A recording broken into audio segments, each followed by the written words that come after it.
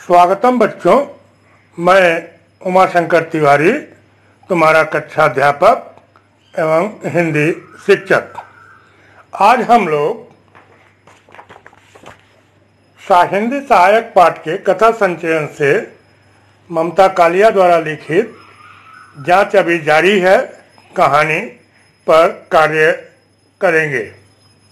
इसको हम लोग 7 बिंदुओं पर देखेंगे, जिसमें प्रथम होगा रचनाकार का परिचय, कहानी का परिचय, शीर्षक के औचित्य पर प्रकाश डालेंगे, कहानी का सारांश, कहानी का उद्देश्य, कहानी का संदेश और अंतिम बिंदु कहानी की प्रमुख पात्रा अपर्णा के चारित्रिक विशेषताओं के मुख्य बिंदु होंगे। इस बीच आप लोग ध्यान दीजिएगा कि स्क्रीन पर लेखिका के परिचय का स्मृति संकेत, पाठ का शब्दार्थ, बहुविकल्पीय प्रश्नोत्तर तथा कहानी की प्रमुख पात्रा अपर्णा के चारित्रिक विशेषताओं के मुख्य बिंदु आते रहेंगे, जिसे आप कॉपी में उतार कर तैयार करेंगे एवं कहानी को 2 से 3 बार शुद्ध उच्चारण के साथ पढ़ेंगे तथा वीडियो को 2 से 3 बार ध्यान से देखेंगे, सुनेंगे, ताकि कहानी परीक्षा की दृष्टि से पूर्णतः तैयार हो जाए। और आगे बढ़ते हुए रचनाकार के परिचय को हम लोग देखेंगे। हिंदी साहित्य में कालिया एक ऐसे नक्षत्र हैं जिसके न होने की कल्पना से स्त्री साहित्य जगत की उपस्थिति हिंदी में नहीं के बराबर लगती है। ममता कालिया का जन्म 2 नवंबर 1940 ईस्वी में उत्तर प्रदेश राज्य के मथुरा में हुआ था। उनकी शिक्षा, खासकर उच्च शिक्षा, अंग्रेजी साहित्य में संपन्न हुई थी। इन्होंने दिल्ली व मुंबई के विभिन्न विद्या मंदिरों में अध्यापन का कार्य किया। अपने जीवन में वे इलाहाबाद के एक डिग्री कॉलेज के प्राचार्य पद से सेवानिवृत्त हुई। हिंदी साहित्य को आगे बढ़ाने में और हिंदी प्रांतों में बंगाल में स्थापित भारतीय भाषा परिषद कोलकाता के निर्देशक पद पर कार्य कर चुकी हैं। अभी फिलहाल वे महात्मा गांधी हिंदी विश्वविद्यालय की पत्रिका हिंदी के संपादन का कार्य कर रही हैं।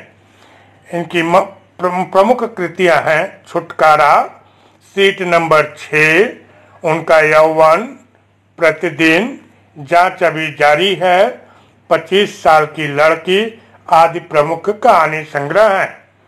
इनके प्रमुख उपन्यासों में बेघर, नरक दर नरक, दौड़, अंधेरे का ताला आदि है। इनकी प्रमुख कविता संग्रह है खाटी घरेलू औरत, जिसका नाम लिया जा सकता है। इन्होंने 9 महत्वपूर्ण पुस्तकों का संपादन किया।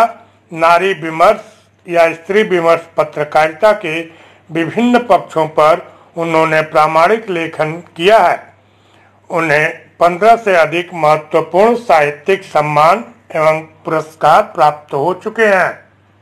अब हम लोग संक्षेप में कहानी का परिचय जान लेंगे।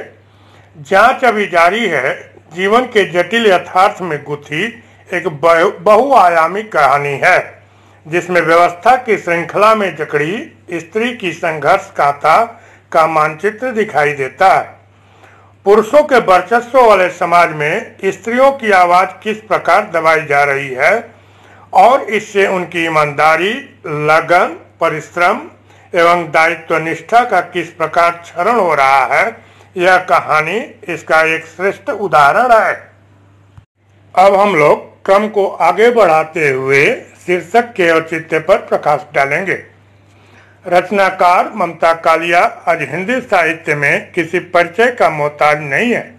उनकी रचित कहानियां स्त्री विमर्श से लेकर आधुनिक युग की ज्वलन समस्याओं पर प्रकाश डालते हैं।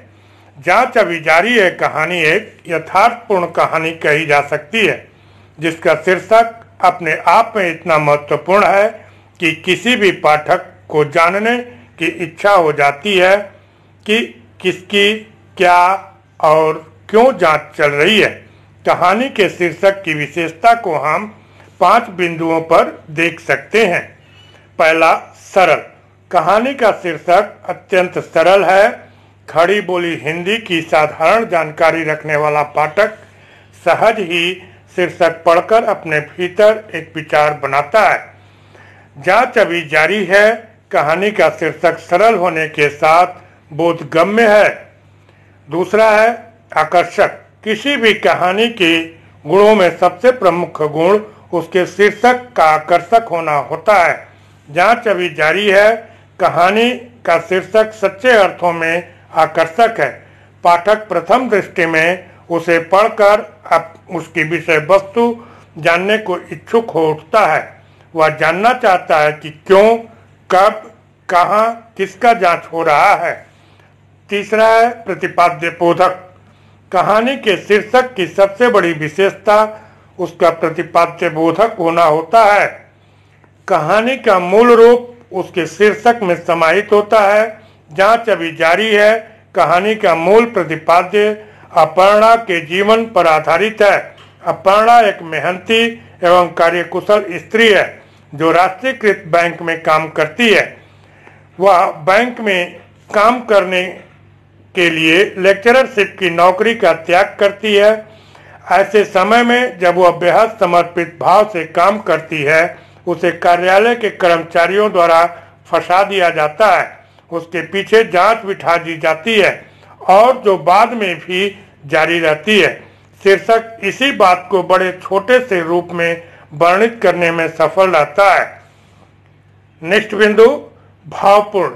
साहित्य मनुष्य के भावों पर सीधा प्रभाव डालता है, अतः शीर्षक में भाव का होना अनिवार्य माना जाता है।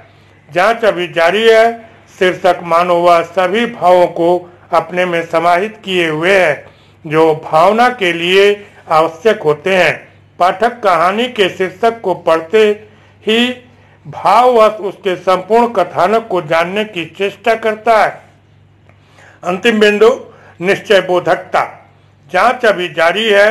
कहानी का शीर्षक निश्चय बोधक शीर्षक कहा जा सकता है क्योंकि जांच पर कथानक का मूल रूप संचालित होता है और आगे जांच चलते रहने का वर्णन होता है।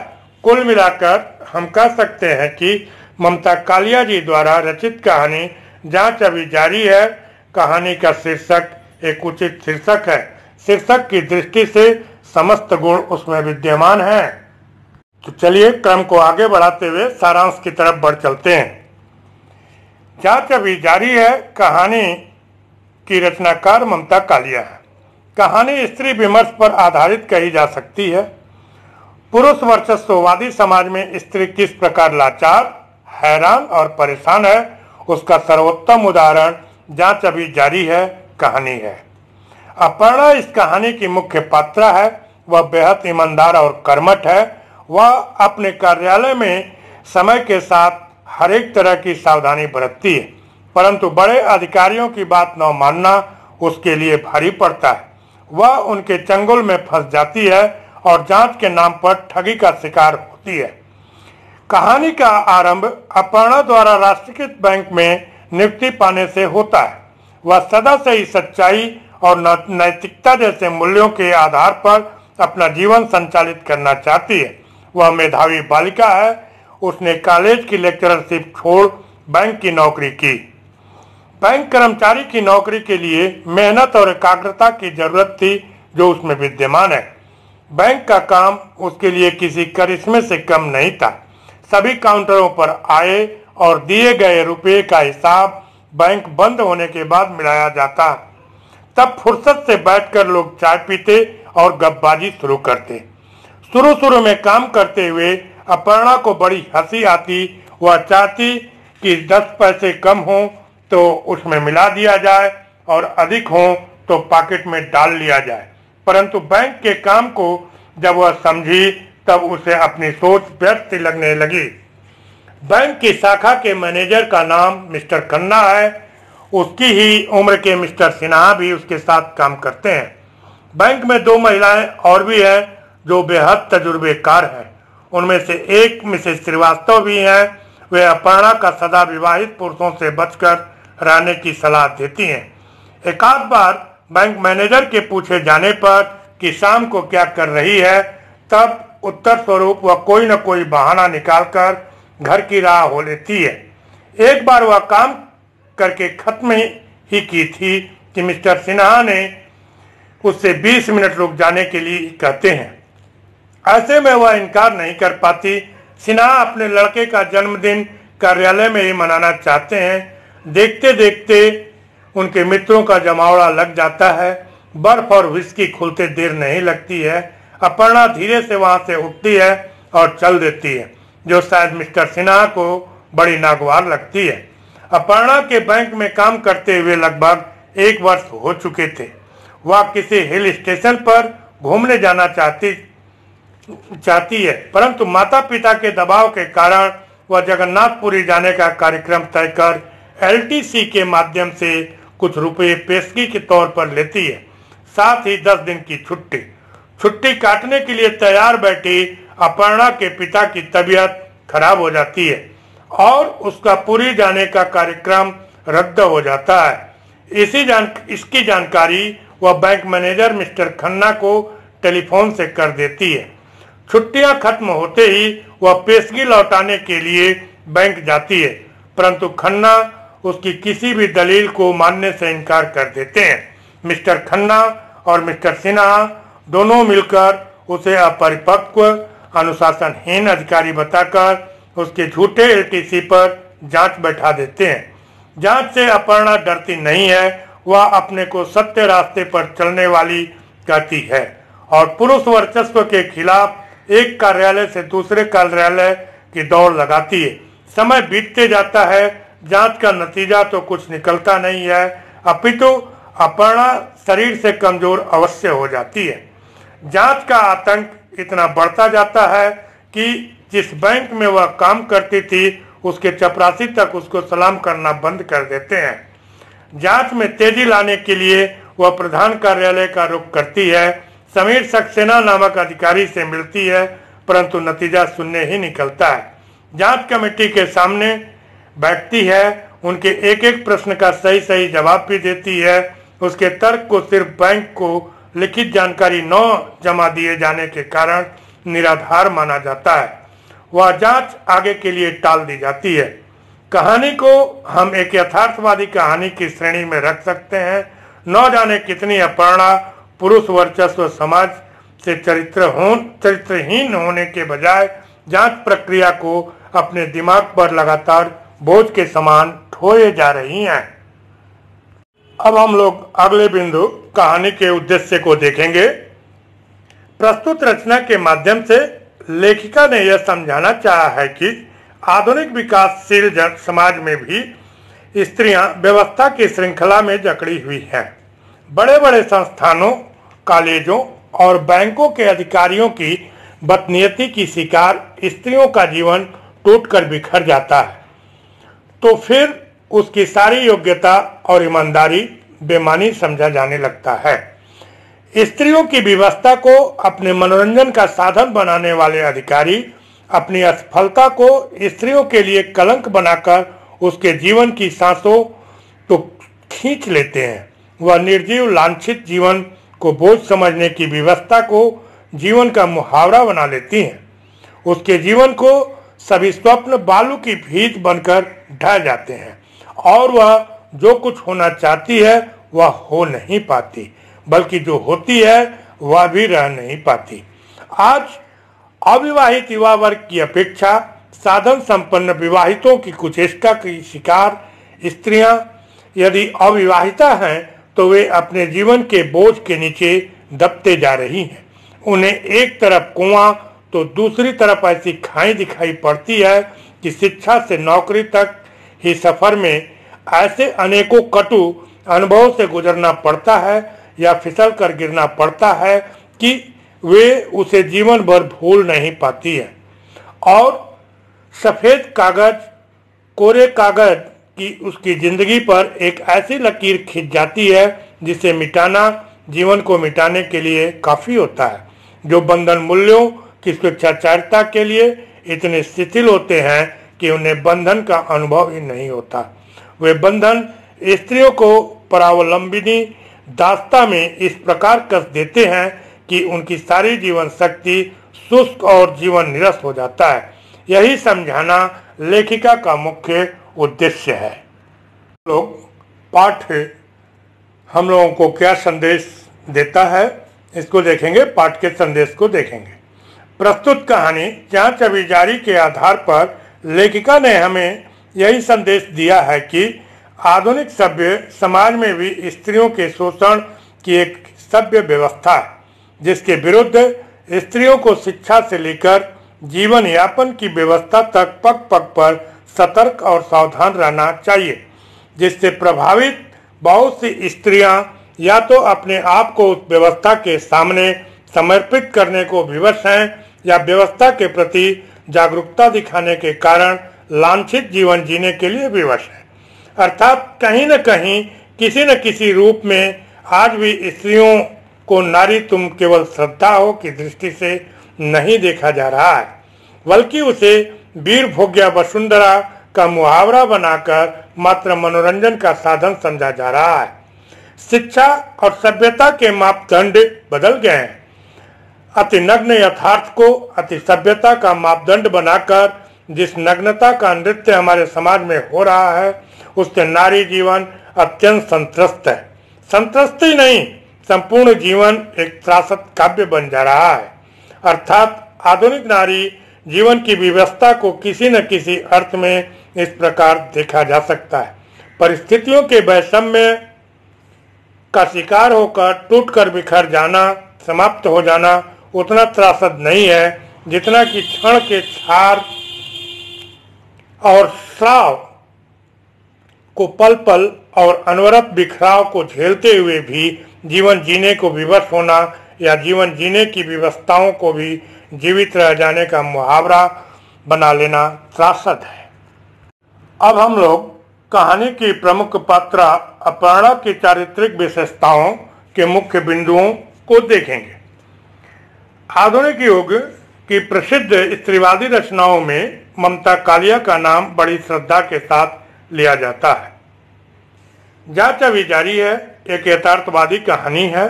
कहानी की प्रमुख पात्रा अपर्णा उन भारतीय महिलाओं की प्रतीक है जो बेहद ईमानदार, मेहनती एवं एकाग्रचित्त होकर कार्यालय में काम करती हैं, परंतु उसके साथ होने वाले दुर्व्यवहार से वह खिन्न हो जाती हैं। पुरुष वर्चस्व को चुनौती बनकर स्वीकार भी करती हैं। अपर्णा की चारित्रिक विशेषताओं को हम 6 बिंदुओं पर देख सकते हैं। आइए उन बिंदुओं को देखें। प्रथमतः कुशाग्र बुद्धि वाली, बैंक नौकरी के प्रति समर्पण। तीसरा मेहनती एवं एकाग्रचित्त। चौथा चरित्र की धनी। पांचवा मातृ पितृभक्त स्त्री। और छठवां एवं अंतिम स्वाभिमानी चरित्र। तो ये रहा कहानी की प्रमुख पात्रा अपर्णा के चारित्रिक विशेषताओं के मुख्य बिंदु। आज हम लोगों ने जांच अभी जारी है ममता कालिया द्वारा लिखित रचना को देखा, जिसमें देखने के क्रम में हम लोगों ने रचनाकार का परिचय, कहानी का परिचय, शीर्षक के औचित्य पर प्रकाश डाले, कहानी का सारांश, कहानी का उद्देश्य, कहानी का संदेश और प्रमुख पात्र अपर्णा के चारित्रिक विशेषताओं के मुख्य बिंदुओं को हम लोगों ने देखा। आपको एक बात पुनः याद दिलाना चाहूँगा कि स्क्रीन पर ध्यान दीजिएगा।